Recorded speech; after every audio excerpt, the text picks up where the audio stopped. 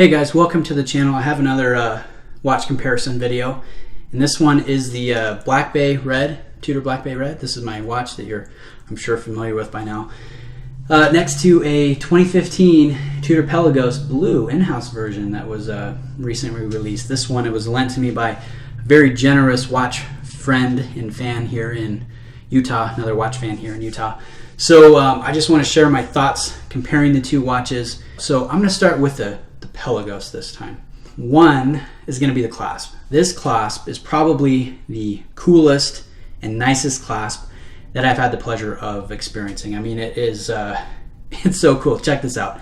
So yes, it retains the ceramic ball bearing detent in the lock and also the flip lock that Tudor has been utilizing as of late, but it has a very ingenious micro adjust system where you simply pull down on the lower portion of the bracelet and slide between three different positions to get the fine adjust fit for your wrist.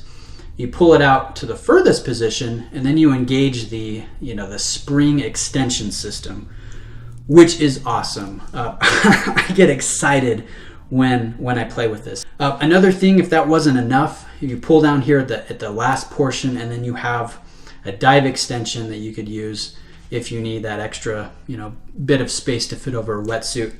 Everything about the clasp is just built for purpose, for ease of use, and for extreme fine tuning. I love the clasp. Probably the coolest thing about the watch if I had to just pick one thing. Another thing I love about the Pelagos is the bezel action.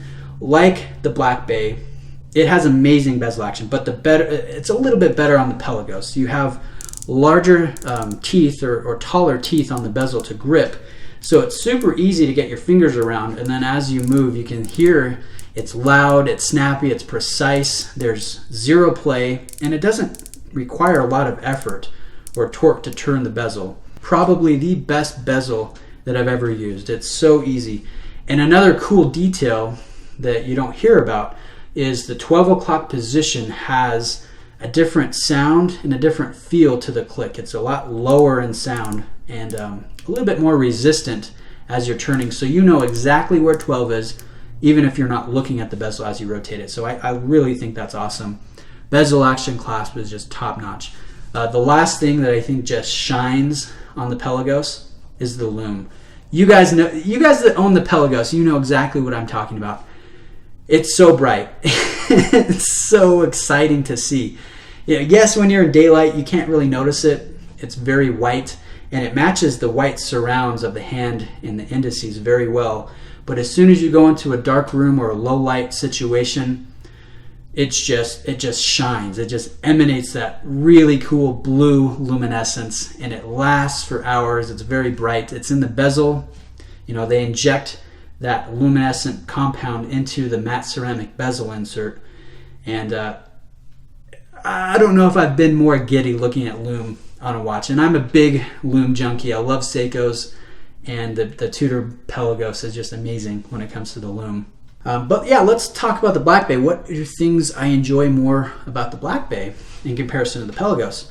Well, you can't beat the heritage feel of the Black Bay. They did such a good job. Tudor did such a good job in drawing on the design inspiration of models, the glory days of yesteryear, the old Rolex and Tudor Submariners, the snowflake hands, the large oversized crown with the no crown guards, the domed sapphire crystal, the way it sits, the way that oyster case just sits on the wrist.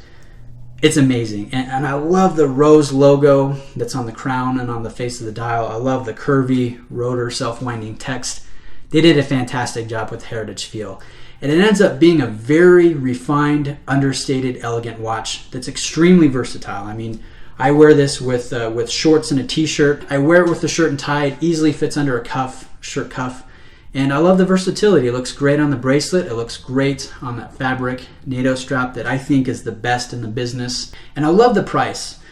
For an entry-level luxury watch, the price is amazing. You can find pre-owned examples in the low to mid 2000s right now. I mean, I'm sure prices will go up. But those aren't gray market. Those were purchased at an authorized dealer. Those are in good condition. You can find some really good deals if you're patient and you shop around. You can get a heck of a watch for a heck of a price. And I love that about the Black Bay. The Pelagos is a little bit more expensive. And so each of them have pros and cons. They're each obviously intended for different purposes.